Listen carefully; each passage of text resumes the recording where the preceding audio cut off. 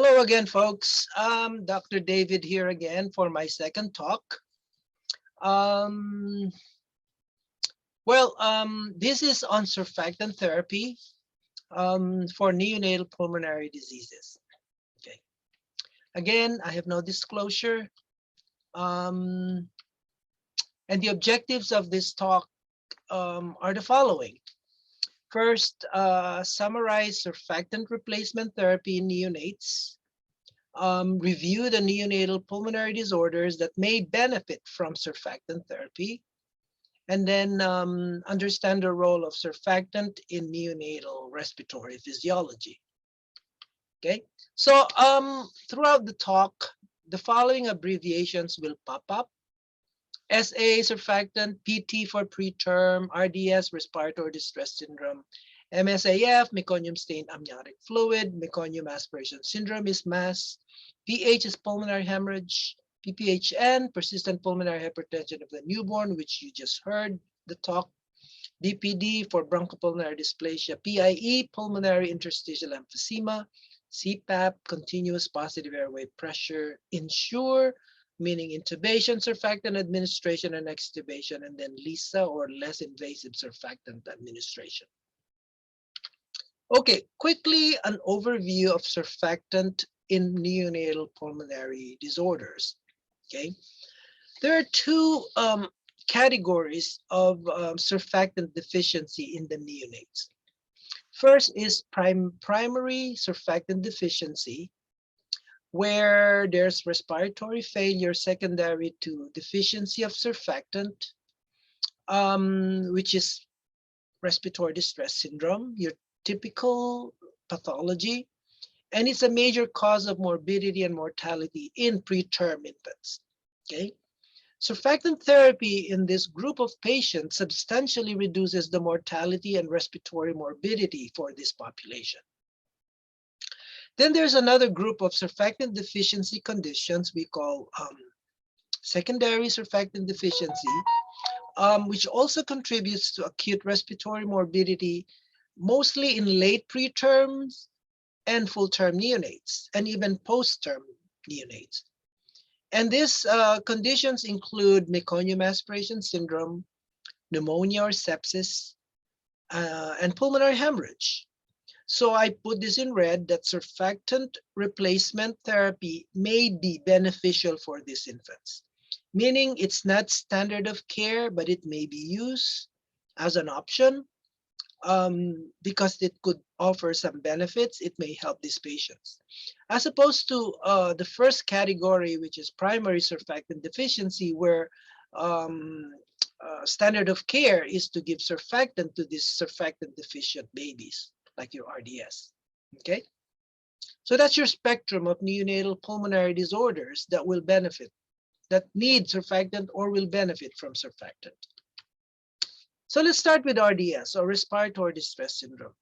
It's also known as hyaline membrane disease. That's the old term.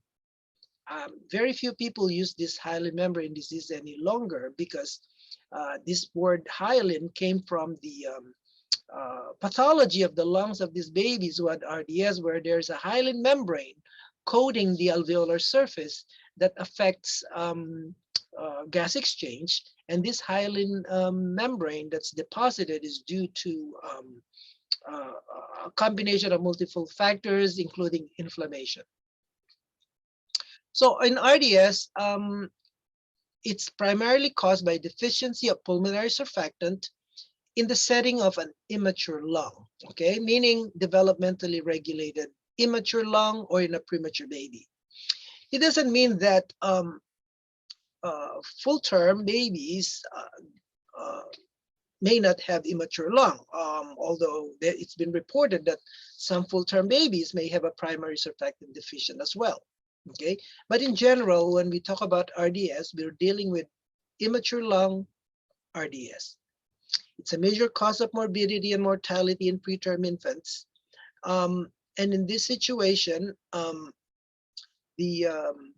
it's a combination of a couple of things. Underdeveloped lung, surfactant is not, it may be present, but it's not in significant amount or quantity.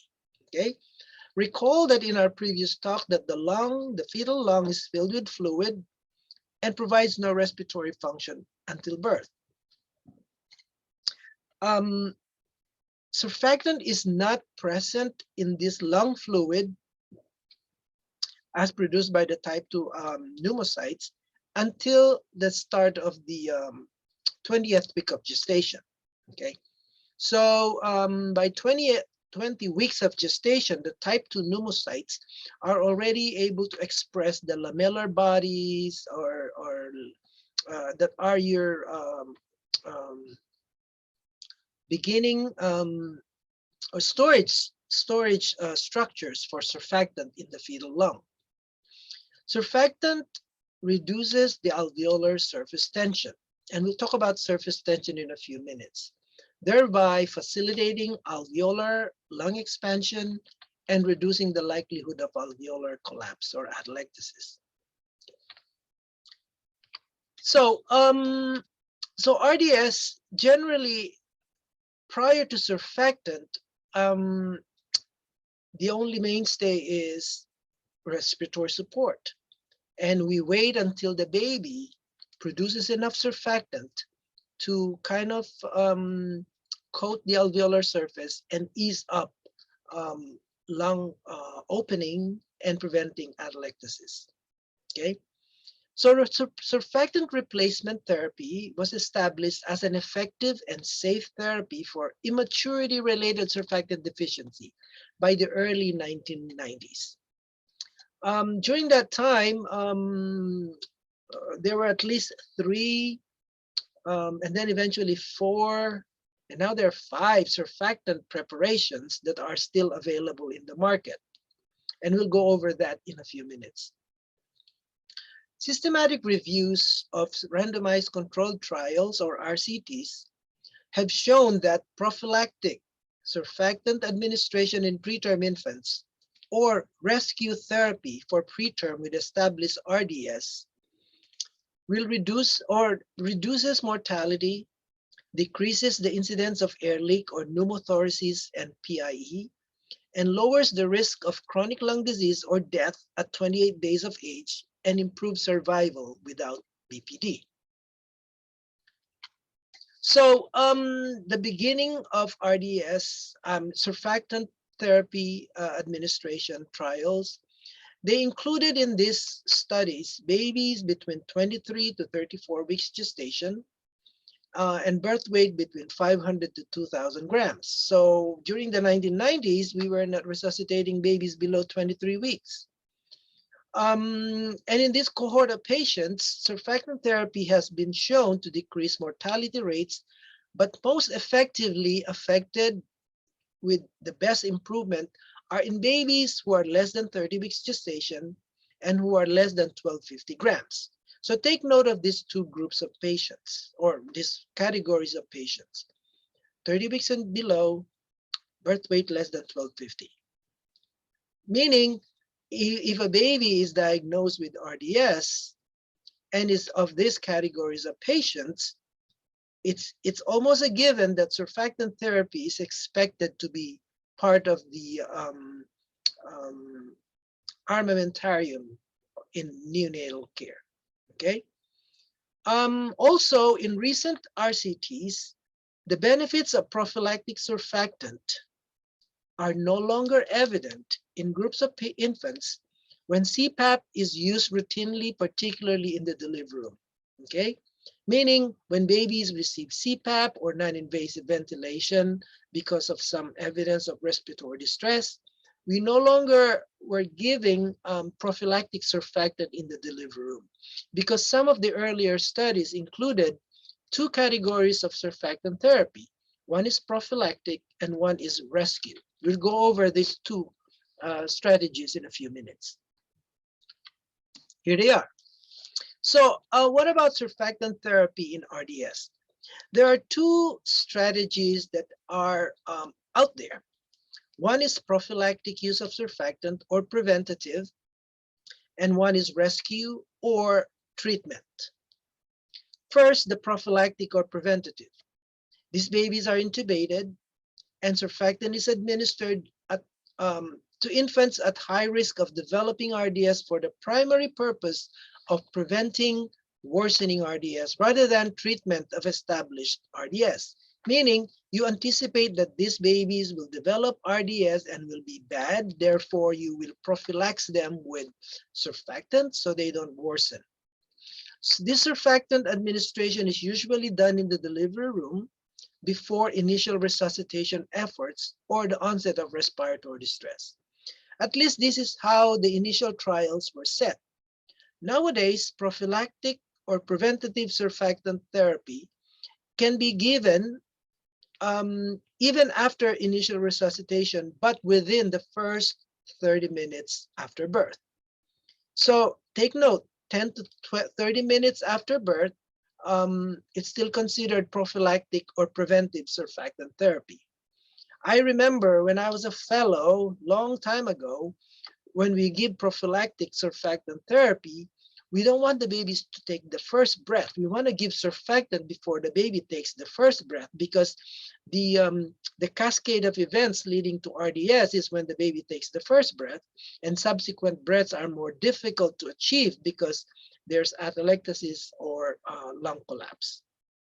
Okay, so remember, within 10 to 30 minutes after birth, it's still considered prophylactic or preventative surfactant therapy. And nowadays, this is mostly delivered, surfactant is delivered in the NICU. The second strategy is rescue or treatment. Here, surfactant is given only to preterm infants with established RDS, meaning you already know these babies have RDS, and you even have the chest x-ray to document that these babies have ground glass appearance or reticulogranular pattern. And then, you watch their chest x-ray improve after giving surfactant. So you're trying to rescue these babies from surfactant deficiency or treating their RDS, okay?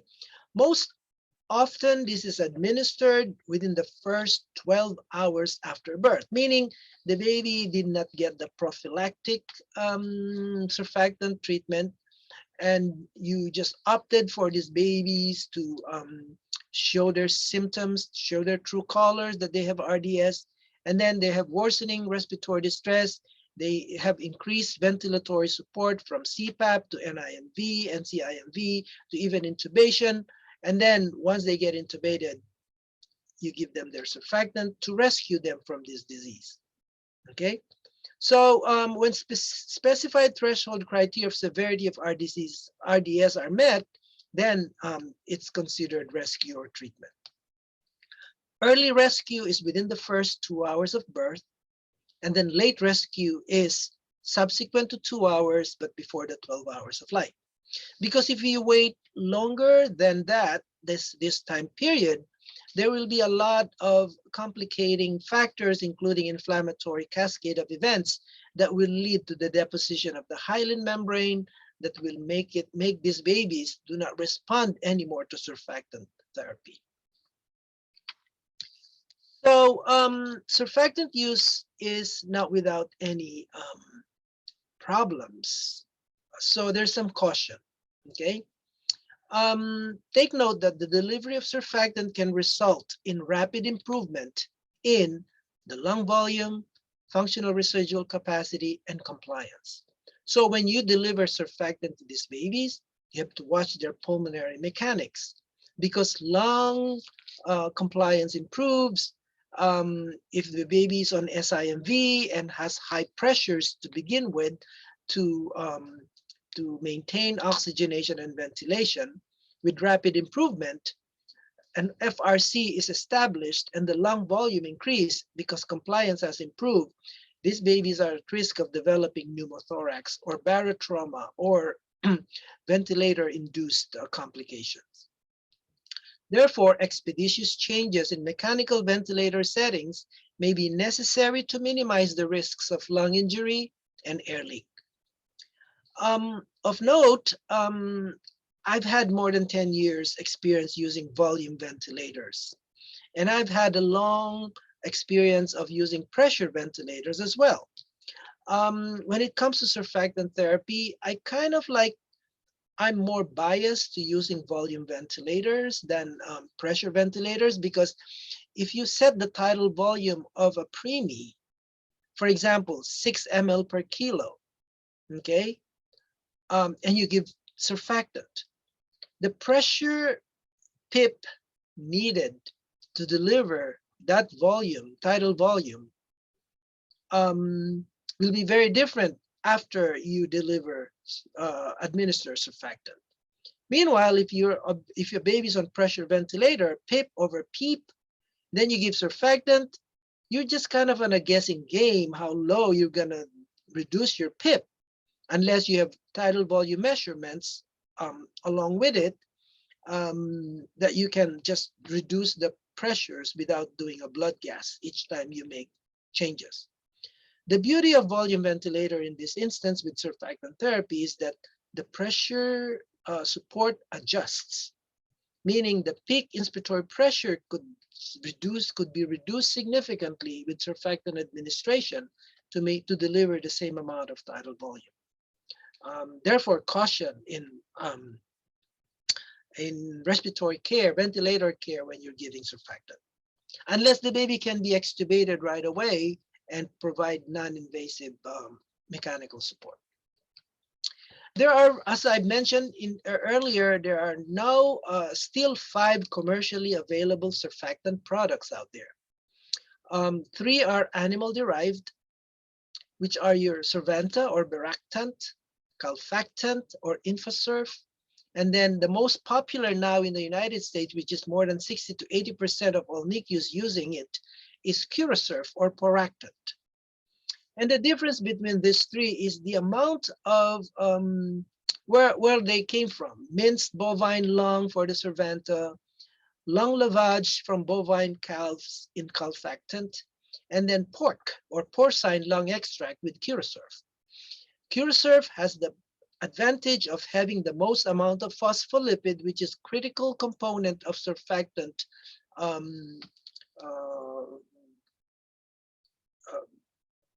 component that is helpful in reducing the surface tension. Then the first and original surfactant product that was put together and put out in the market was Colfoseril or Exosurf, which is purely synthetic. Okay, hardly any unit uses this anymore. And then the last one is a synthetic protein analog, which is lusinactant or surfaxine. I highlight Curasurf again because it has the advantage of having the most phospholipid among all of these 5 surfactant products. So it's no wonder that majority of NICUs in the US and the world use Curasurf. These are the recommended volume or dose of the surfactants. Survanta uses 4 ml per kilo, InfuSurf is 3 ml per kilo, and then the Curasurf, the first dose is 2.5 ml per kilo, and then the second dose, if needed, is 1.25 ml per kilo. And then the synthetic and synthetic analog are as stated. Note that surfactant therapy, if it's used prophylactically, and if you have to use more than 1 dose, they should be delivered within 24 hours. Okay, Curasurf is twice. Survanta can be given up to 4 doses in 24 hours, and then Calfactant, InfuSurf. I think the Northeast is probably the only region of the U.S. that uses InfuSurf. So surfactant use.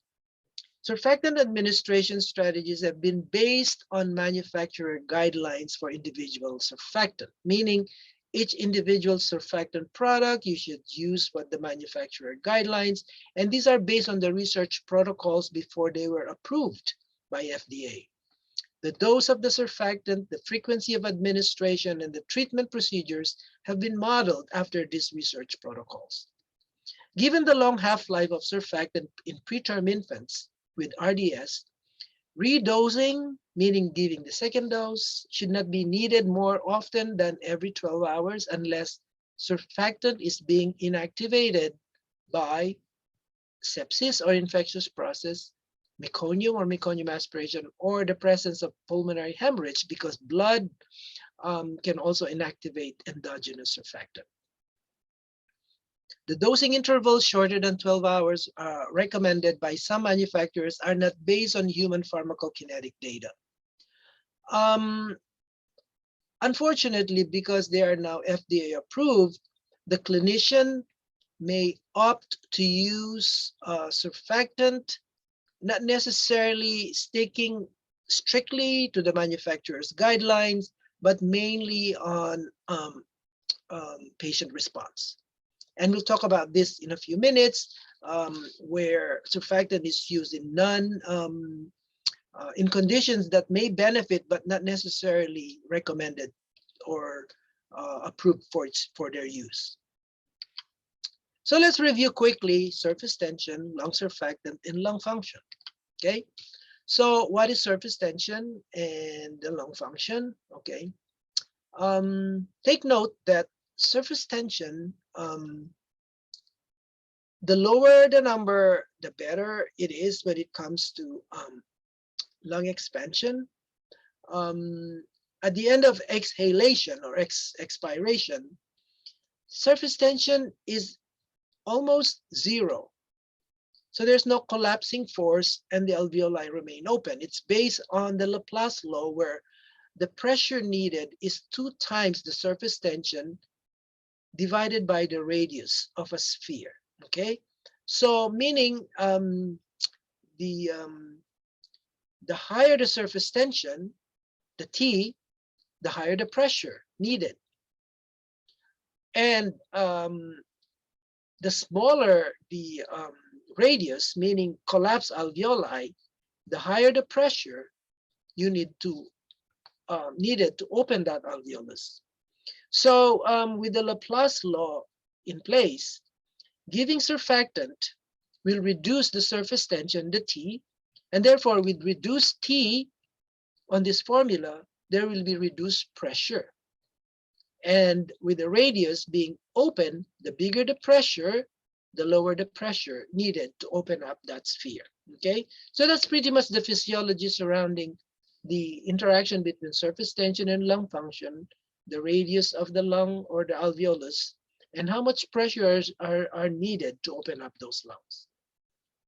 So as each alveolus expands, its surface tension keeps rising, generating a force that breaks further expansion and providing the mechanism for equal aeration of all.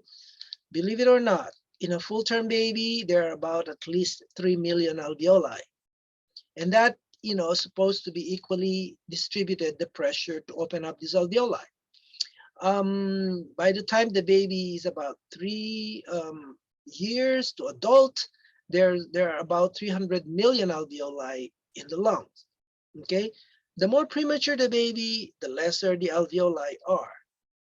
And as a review again, the delivery of surfactant can result in the improvement in lung volume, functional residual capacity, and then compliance of the lung. Okay, so this is more of a repetition of what we just covered so far. Surfactant is a surface active agent. It has phospholipids, dipalmitoyl lecithin, some small amount of protein and carbohydrates. It's produced by the alveolar type 2 cells, and its action is to lower surface tension. So the functions of surfactant, therefore, will be like a reiteration of what we just discussed: facilitates lung expansion, prevent lung collapse. As alveoli radius decreases, surfactant's ability to lower surface tension increases, and also prevent pulmonary edema. So in RDS of the newborn, which is your primary surfactant deficiency, the lung is rigid and edematous, and the alveoli are collapsed. As they say, if you take the RDS lung and put it in water, it will probably sink. But a full-term baby lung that doesn't have RDS, it will float because the air sacs are open and easier for ventilation. So these are the components: composition of lung surfactant, predominantly phospholipids, And take note of those surfactant preparations that I mentioned in one of the tables earlier. Curassurf has the most amount of phospholipids per kilogram. A small amount with proteins and some neutral lipids. And this is how these are surfactant molecules that are aligned at the surface area of the air fluid interface in every alveolus, the air and the liquid. Okay, so the more of this component phospholipids that are clumped together, the more stable the alveolus is. And as there are fewer of this, the more collapsible that alveolus will be and the harder it is to open up. Okay. Then there are hydrophobic proteins, SPB and SPC, that insert lipids onto the surface to move them in and out of the film during breathing, as shown in the figure on the bottom, on the right bottom. So here is just more of a reiteration of the three animal-derived surfactant preparations, InfaSurf, Curassurf, Survanta, and the amount of SPB and SPC, all the proteins, in percentage. So how do we give surfactant then? Or what are the recommendations for surfactant therapy? The following are just summary statements from surfactant replacement therapy for preterm and term infants with respiratory distress. The standard of care now in RDS includes the use of surfactant. Respiratory failure secondary to surfactant deficiency is a major cause of morbidity and mortality in preterm infants. Surfactant therapy substantially reduces mortality and respiratory morbidity for this group of patients. Therefore, it should be standard of care. Meaning, if a baby develops complications from RDS in a preemie who's surfactant deficient, who didn't get surfactant, that's malpractice, okay? Also, in secondary deficiency conditions that contribute to acute respiratory morbidity in late preterm and term neonates, and these conditions include meconium aspiration syndrome, pneumonia or infection, sepsis, and possibly in pulmonary hemorrhage, surfactant replacement may be beneficial for these infants. Is it standard of care? Well, not yet, but it's an option for you as an adjunct care to be used in these three categories of patients. Therefore, I put the word, the sign question mark, because not all of these babies may benefit from surfactant therapy. So, summary of the science in surfactant therapy. And here's the summary slide. Surfactant replacement given as prophylaxis or rescue treatment reduces the incidence of RDS, air leaks, and mortality in preterm infants with RDS, and there's strong evidence for this. Both animal-derived surfactant, the three that I mentioned, and the newer synthetic surfactant with SPB-like activity decrease acute respiratory morbidity and mortality in infants with RDS. Again, high level of evidence. Early rescue surfactant, meaning less than 12 hours of age, in infants with RDS decreases the risk of mortality, early leak, and CLD in preterm infants. Therefore, if a baby has RDS, the earlier the rescue, the better. Or if you want to use it prophylactically, do so. And this is where the INSURE approach comes in. But before we go over that, the use of CPAP, early initiation of CPAP with subsequent selective administration of surfactant in the extremely preterm infants results in lower rates of BPD or death when compared with treatment with prophylactic surfactant therapy. Meaning some of these babies who get CPAP in the delivery room or on NIMV in the NICU, especially if they require less than 30% oxygen, they probably don't need surfactant, okay? Just because they're preemie, it's no guarantee. There's no, even though it's standard of care, but there are certain guidelines that you have to follow depending on which unit you work in that usually the cutoff is 30% oxygen need in these babies with RDS. Some units will use 40%, okay? So make sure you're familiar with the guidelines from your own institution where you work, and determine who of these babies will require surfactant administration. Fifth, surfactant replacement has not been shown to affect the incidence of neurologic, developmental, behavioral, medical, or educational outcomes in preterm infants. And lastly, antenatal steroids, which is now standard of care in women who are at risk of delivering a premature baby, okay? It's a must to get betamethasone, at least 2 doses before 24 hours of the birth of that baby, be it vaginal or C-section. And accompanied by postnatal surfactant replacement therapy, independently and additively reduce mortality, the severity of RDS, and reduce this incidence of air leaks in these preterm infants. So clearly there's huge benefits for surfactant administration, particularly if coupled with the use of antenatal steroids. So what are the clinical implications of this surfactant replacement therapy? Preterm infants born less than 30 weeks of gestation, remember those trials that they use 30 weeks gestation and 1250 grams, okay? Who need these babies less than 30 weeks who need mechanical ventilation because of severe RDS should be given surfactant after initial stabilization. These are the ones that should get it as a prophylactic, meaning within the first 10 to 30 minutes of life after initial stabilization. Strong recommendation. Second, using CPAP immediately after birth with subsequent selective administration should be considered as an alternative to routine intubation with prophylactic or early surfactant administration in preterm infants. This is where INSURE comes in. And these categories of babies are probably those between 30 and 34 weeks gestation, because you don't know which direction of their respiratory disease will lead to. Oftentimes we get a 32-weeker who's on CPAP and is struggling, and they don't necessarily need prolonged intubation.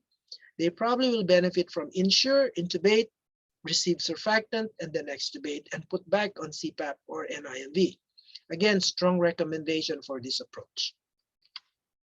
Rescue surfactant administration may be considered for infants with hypoxic respiratory failure attributable to secondary surfactant deficiency. We talked about this earlier, where we have situations where there's meconium aspiration syndrome or sepsis and pneumonia and pulmonary hemorrhage. Not very strong, but it's a recommendation that should be considered in these clinical scenarios. And then fourth, preterm and term neonates who receive surfactant should be managed by nursery and transport personnel with the technical and clinical expertise to administer surfactant safely and deal with multi-system illness. I don't know how many of you guys out there are part of transport teams where, you know, RTs are a component of the transport team, where you pick up babies from these referring outside hospitals, where they may be able to deliver surfactant, but may be uncomfortable, particularly with inexperienced administration or managing infants who've received surfactant while waiting for the transport team to arrive. Because again, judicious observation, careful care of these babies post-surfactant involves attention to respiratory management because of the rapid improvement of these babies that will lead to respiratory complications from surfactant therapy and ventilatory support.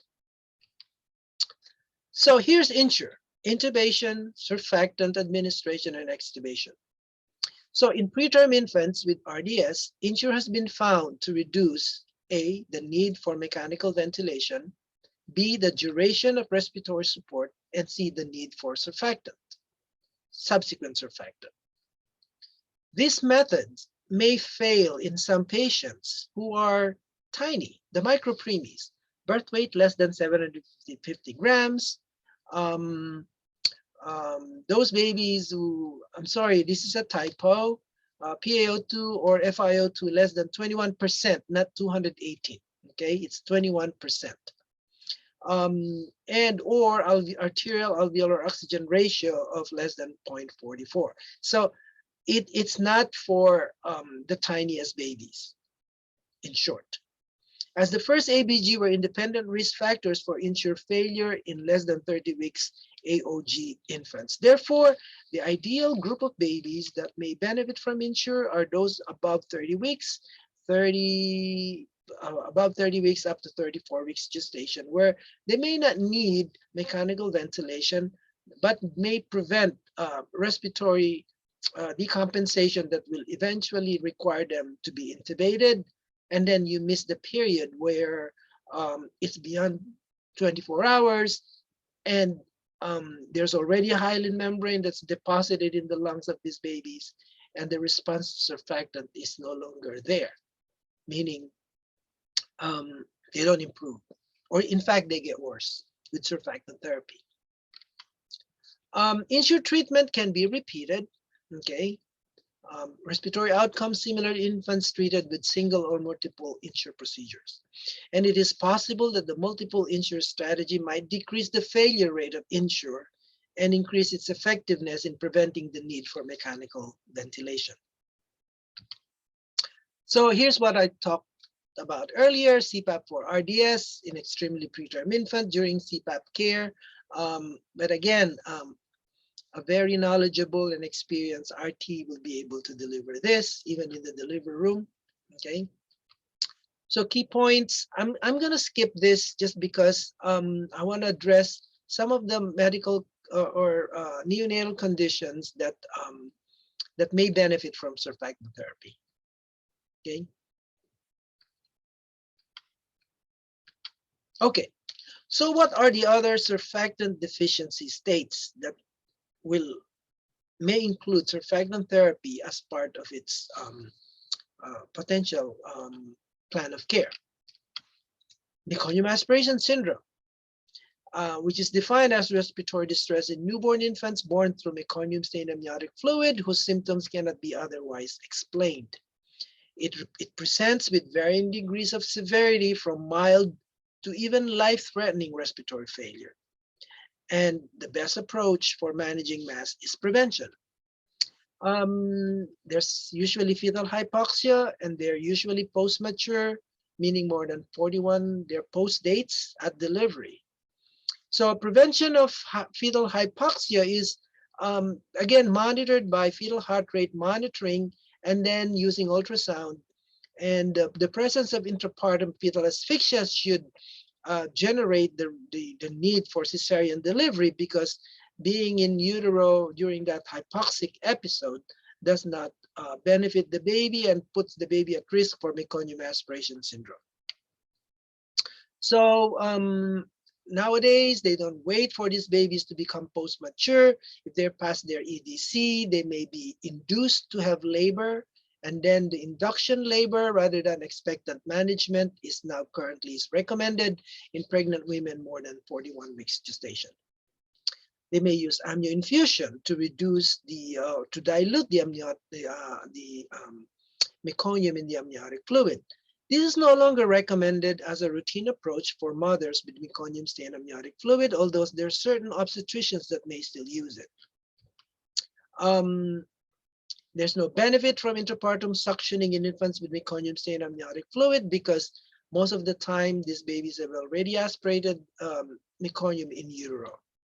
Even the NRP now does not even include meconium-stained amniotic fluid in the part of the initial care of the baby in the delivery room.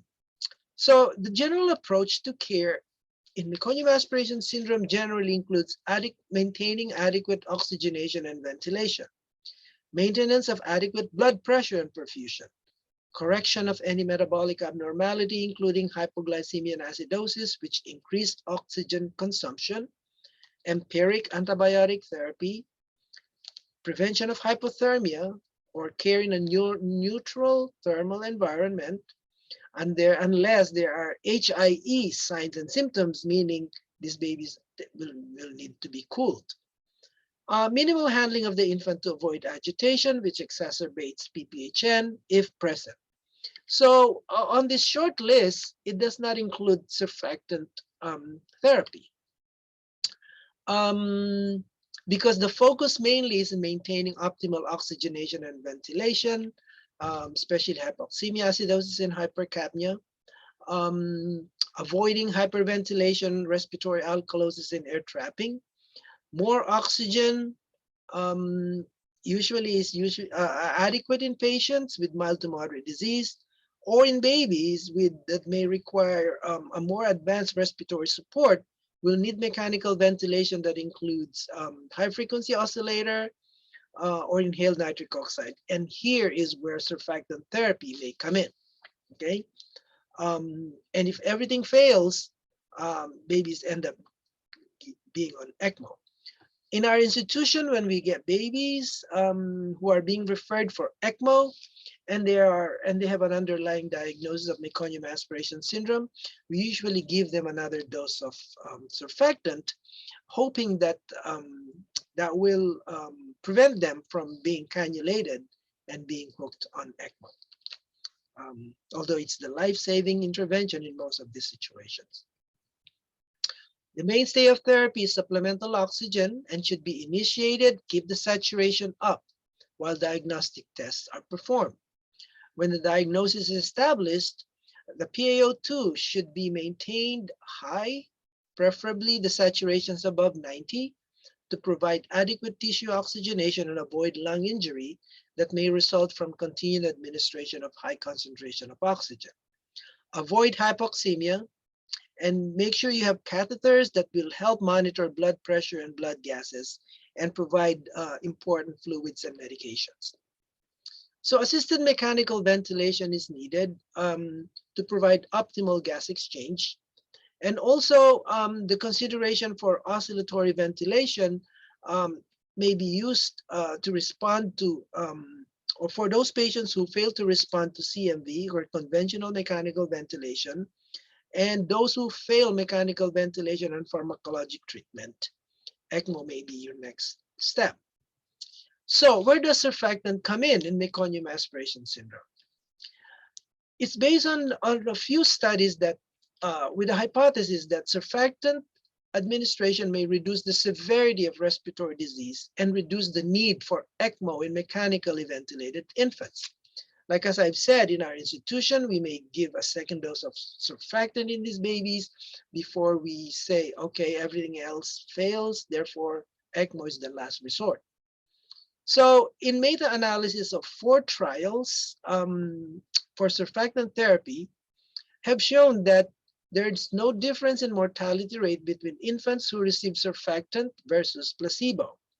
Although the benefit of surfactant therapy in meconium aspiration syndrome is that surfactant therapy reduced the need for ECMO, okay? Surfactant versus placebo in these cohorts of studies did not reduce the risk of pneumothorax, pulmonary interstitial emphysema, chronic lung disease, air leaks, the duration of mechanical ventilation or oxygen therapy or IVH. So use with mass is not routine, okay? But it's an option that you can use.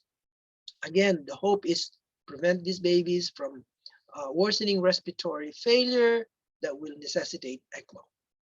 And we've aborted ECMOs in babies when we gave another dose of surfactant in an otherwise hypoxic respiratory failure baby resulting from meconium aspiration syndrome. So if you have to use surfactant, the recommendation will be 6 ml per kilo of surfactant to patients with severe meconium aspiration syndrome. This dose is very different from the dose that I originally put on the table when it comes to respiratory distress syndrome, okay? So these babies are mechanically ventilated. They require oxygen more than 50% FiO2, okay? As opposed to those RDS babies that more than 30% may qualify for surfactant administration. In those premature babies uh, less than 30 weeks gestation, or even 30 to 34 weeks gestation, will generate the use of INSURE. These babies also will require or are on high mean airway pressure, more than 10 to 12. And these babies may benefit from surfactant administration when there is radiographic evidence or X-ray findings suggestive of surfactant dysfunction, meaning they have low lung volumes and some homogeneous pulmonary parenchymal disease that is similar in appearance to RDS, meaning air bronchograms, reticulogranular pattern, or ground glass appearance.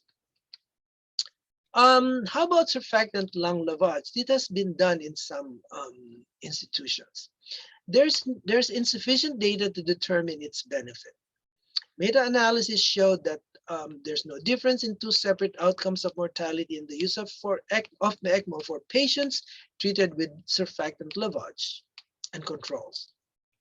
But the lavage group had a better outcome with a composite outcome of death or the use of ECMO. Meaning, again, these babies who had surfactant lavage led to lesser use of ECMO. So this is really no different than surfactant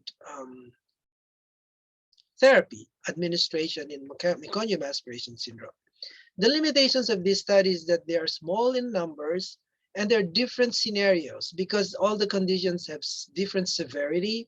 The volume of lavage used in the surfactant lavage approach and the use of subsequent bolus of surfactant, okay?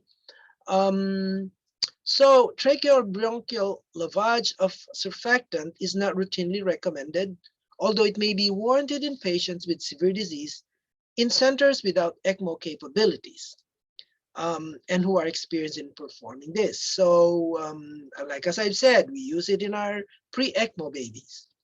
Surfactant lavage in mechanically ventilated infants is technically demanding and is associated with serious complications. Obviously, larger controlled studies are needed to recommend its use. So currently, it's not standard of care, but it can be an option to be used. What about surfactant therapy in pneumonia and sepsis? Any condition that involves surfactant inactivation may benefit from surfactant therapy. And pneumonia and sepsis is one of those conditions where it's been shown to have surfactant inactivation because of inflammation. Randomized controlled trial of surfactant rescue therapy showed improved oxygenation and a reduced need for ECMO in a comparable group of control infants. So they're clearly, again, not standard of care, but there could be some benefit, even if it's just being able to reduce the ECMO cannulation in these patients. Great. Newborn infants with pneumonia or sepsis receiving rescue surfactant also demonstrated improved gas exchange compared with infants without surfactant treatment. The number of neonates who receive surfactant for sepsis and pneumonia in these clinical reports is small, and therefore, again, no recommendation can be made. But it's an option that can be used particularly in babies with pneumonias or sepsis with respiratory failure and intubated. Pulmonary hemorrhage and surfactant therapy. I've seen this a lot and I have used it with mixed results. The rationale for surfactant therapy in pulmonary hemorrhage is that blood inhibits surfactant function. So you're essentially just replenishing the amount of surfactant in the alveolar surface that is otherwise either A, not insignificant amount or adequate amount, or B, inactivated surfactant function. Only a few studies or reports have been documented for the benefits of such therapy, and the magnitude of benefit remains to be established. Therefore, no recommendation for its routine use in pulmonary hemorrhage. Although I'm not reluctant to use it, particularly in babies, even in preemies who had mild respiratory disease initially, prophylactic surfactant, and then develop pulmonary hemorrhage. Again, the indication for pulmonary for surfactant therapy in these pulmonary hemorrhage cases will be that you replenish the surfactant concentration at the air liquid interface at the alveolar surface, because blood inhibits surfactant function. What about in congenital diaphragmatic hernia? Again, congenital diaphragmatic hernia may be associated with surfactant insufficiency because there's some, particularly in the lung that has pulmonary hypoplasia, there's not enough surfactant there. Although measurements of disaturated phosphatidylcholine, the phospholipids from lungs of infants with CDH, show synthetic rates similar to those infants without diaphragmatic hernia, pulse sizes, and kinetics. However, surfactant treatment of a large series of infants with CDH did not improve outcomes. Therefore, the need for ECMO is still there, and the incidence of chronic lung disease and mortality rate were increased with surfactant administration. Whether it's related to surfactant or the baby being on a vent for a long time because of CDH or on ECMO remains to be extrapolated. So again, no consensus. It's not standard of care, but it can be used because of the premise that there's surfactant insufficiency in CDH. So in summary, I'm reaching the end of my talk. Surfactant replacement therapy, particularly for preterm and neonates with respiratory distress syndrome, is standard of care. It's an adjunct or it's an option for those babies with secondary surfactant deficiency, like in situations of CDH, pulmonary hemorrhage, pneumonia, and meconium aspiration syndrome. So surfactant replacement therapy for preterm and term neonates with respiratory distress. Surfactant therapy improves oxygenation and reduces the need for ECMO without an increase in morbidity in neonates with meconium aspiration syndrome. Those with diaphragmatic hernia do not improve clinical outcomes. Therefore, it's losing its favor. With that, I have 7 minutes again, or 6 minutes, like the first talk, to answer any of your questions that you might have. Thank you for listening. That was great again. So this is a great time to ask questions. Dr. David is here to answer the questions. I mean, there was a lot of information, and I'm going through the questions just like you. Okay, I'm reading through the questions right now, and a question from Elizabeth states, I have experienced where the infant is already been a day old and they want to administer surfactant. Is there more negative effects that can come from this with them already being 24 hours old? Okay, the short answer here is it may not work, it's still costly, and it may lead to complications, okay? And the reason for this is when a baby is this old, most likely an RDS baby already has a hyaline membrane, okay? It has full-blown RDS already. I would rather give a baby who's less than 24 hours old, after the first dose, a second dose, even a third dose within the first 24 hours, just to complement the previous doses in an effort to fully cover the RDS issue, okay? Oftentimes, these babies who don't respond to the second dose will not respond to the third or even the fourth, because these are babies with complicated RDS. Probably there's infection associated with it and may not respond. So in a baby who's more than 24 hours old, who's otherwise getting worse, they don't necessarily get better with surfactant administration, but it's worth a try. You know, sometimes when you don't have enough options, you may use it. Although be ready for escalation of respiratory support, because these babies, not only do they have a hyaline membrane, you're also like flooding their lungs with more surfactant. So there may not be any benefit. Maybe there's a little bit, but are there negative effects? Possibly. And these are the types of babies that may even develop pulmonary hemorrhage as a result of this intervention. Dr. David, I heard you mention, is surfactant replacement expensive? Well, there are no generic surfactants available, surfactant products available. From the last quote that I got was one dose is, it used to be $1,000, although I've heard that it has come down as low as 500 or maybe 400, like that. So it's not terribly expensive, but prior to the more surfactant products in competition with what's available, I think it's still in the 4-digit figure, particularly Curasurf. Although hospitals get a little bit of price adjustments because they purchase it in bulk. And like you said before, 80% of all hospitals buy the Curasurf? Nowadays, even from 5 to 10 years ago, it's already 60%. So now I think it's even higher, probably approaching 80 or even higher. Curasurf, yes. Wow. Do they own the patent for that? No other company could do the same thing? Well, it's an animal-derived product. It's mainly it's produced from pig's lungs. It's minced. Right. The beauty of this is it has a lot of phospholipids. Yeah. No other products match it. Surfactant only has about less than half of the phospholipid content of Curasurf.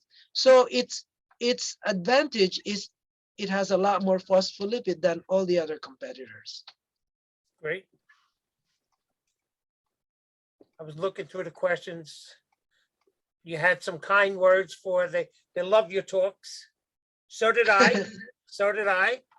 Thank you. I think we could end it at this point. I want to thank everyone for joining us. And I want to especially thank Dr. Elma David for joining us here. It was great. And I'll reach out to you over the next day or two. Okay. Okay. Well, there are a couple more questions. You want me to address them? Oh, yeah, go ahead. Okay. From Lisa, it says, of the 5 surfactant products I mentioned, have any shown to have anti-inflammatory properties?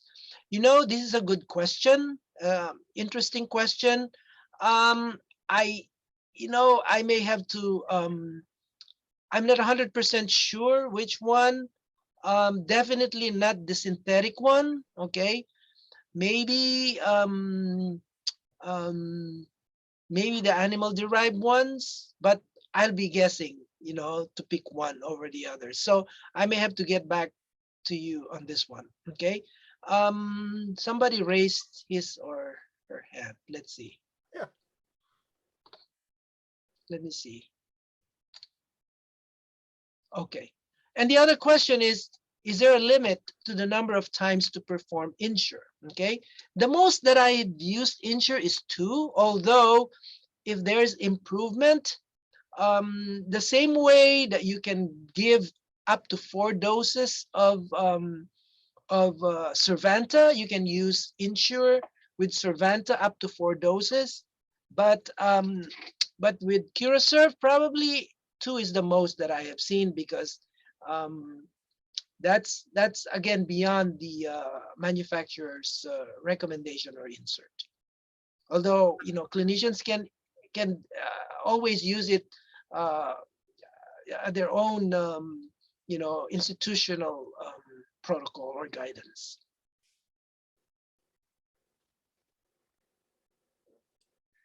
Okay, I think that was it. I think I'll end the presentation now.